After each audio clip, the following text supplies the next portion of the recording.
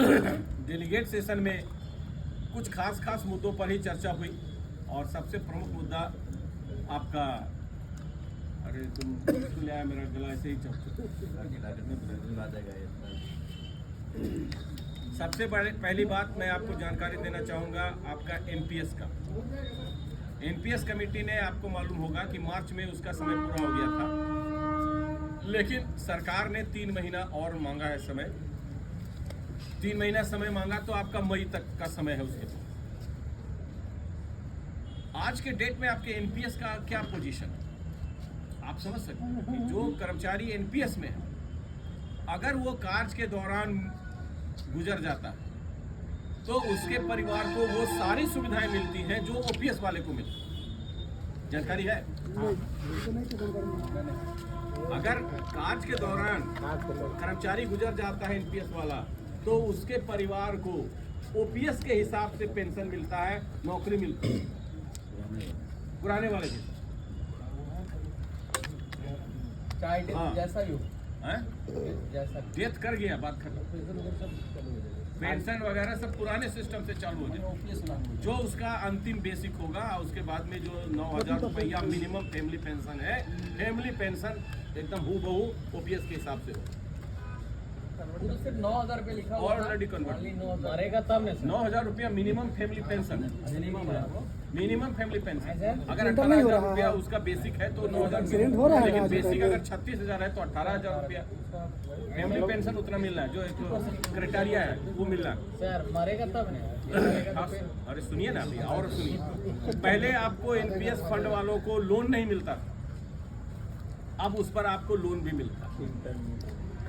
आप उस पर अपना लोन ले सकते हैं, घर बनाना है, शादी ब्याह करना है, इलाज कराना है, बहुत सारे क्राइटेरिया जैसे ओपीएस वालों को है, पीएफ वालों को है, उसी तरह से आपको भी है। आपका फिर बच क्या रहा है? आप बोलिए बच क्या रहा है? भाई पेंशन 50% बस कि हमको जीते जी जो मिले 50% पेंशन वो नहीं मिल रहा है, जिसकी लड़ाई लड़ चली जा रही है। और मोटा मोटी मैं आपको बताऊं, थोड़ा सा आप और संघर्ष करके अपना मुद्दा बनाए रखिए, अपनी ऊर्जा को बनाए रखिए। सरकार के तरफ से अंदर खाने की जानकारी है कि आपको ये मिलेगा। जो टीम बनी है और 3 आईआईएम के रिप्रेजेंटेटिव्स इसको बना रहे हैं मसौदे को। मैनेजमेंट आईआईएम आप जान रहे हैं, इंडियन इंस्टीट्यूट ऑफ मैनेजमेंट के साथी लोग इसको बना रहे हैं। वहाँ से ये कुछ लीक होकर के आया है कि आपको सरकार एक निश्चित पेंशन देगी, ये आश्वासन मिला है, बट ये अभी डिक्लेयर नहीं किया जा सकता है। और यही कारण है कि इस बार आपको बीजेपी ने न इसको कुछ कोई कह रहा है और न ही कांग्रेस कह रहा है, जो बोला था। अब आप सवाल क्या है कि आप वोट किसको नहीं दीजिएगा, नहीं दीजिएगा, वो आपके ऊपर में, क्योंकि वोट जो है नेशनल लेवल पर जो प्रभावित करती है आपका वोट स्थानीय स्तर पर भी आपको प्रभावित करता है, और वो आपके डिस्क्रिप्शन पर है कि आप किसको वोट दीजिएगा। उसमें हम लोग पढ़ना नहीं चाहते, पॉलिटिकल डिस्कशन हम लोग नहीं करना चाहते, हम अपने मुद्दे पर आते हैं। तो ये एनपीएस की बात है। दूसरा महत्वपूर्ण मुद्दा है आपका 8वां पे कमीशन का क्या हो रहा है भाई। 1/26 से हमको पे कमीशन लगना है, अभी नहीं चालू, अभी नहीं बिठाओगे उसको 2 साल लगता है उसका कमेटी का रिपोर्ट तैयार करने में, एनालिसिस करने में। तो अभी बिठाओगे तब ना 26 से दोगे।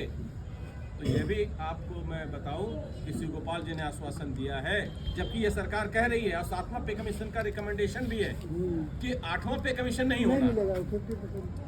उसका कहना है कि जब कभी भी 50% डीए हो जाए, उस 50% को बेसिक में मर्ज कर दीजिए और फिर महंगाई भत्ता 0 से शुरू कीजिए। फिटमेंट फैक्टर उसमें बढ़ेगा ना सर? तो आपका तो सारा कुछ, और बाकी चीजें तो अलाउंसेस बढ़ेंगे 25%, लेकिन तनख्वाह तो आपका, अगर आप किसी साथी का, कर्मचारी का 50,000 बेसिक है तो डीए 25,000 हुआ, वो 25,000 मर्ज हो जाएगा 50 में, 75,000 हो जाएगा बेसिक। अब फिर 3% 4% जैसे बढ़ेगा वो 75,000 पर मिले।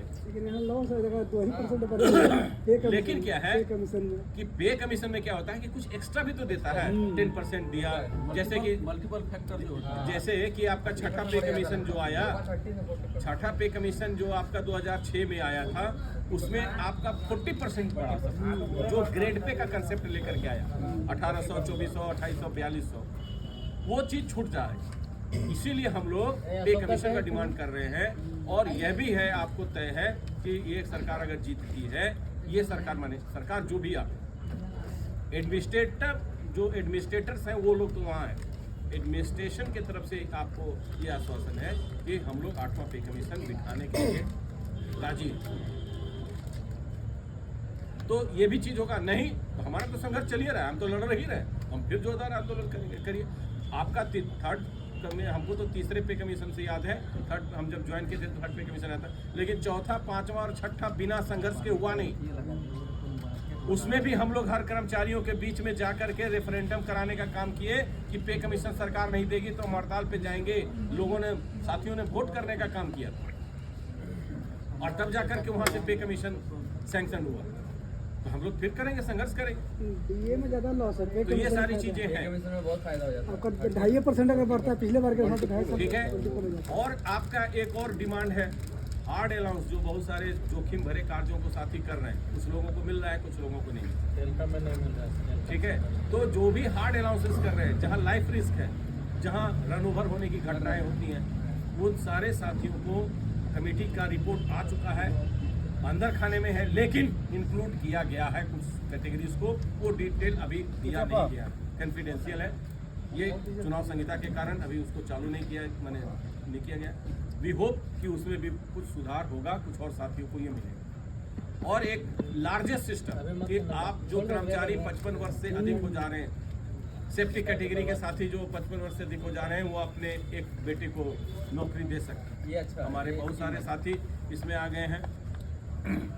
इसको फिर से स्टार्ट करने की बात चल रही है, हमारा संगठन इसको डिमांड कर रहा है। अभी कुछ संशोधन भी आया था, फिर से चालू किया जा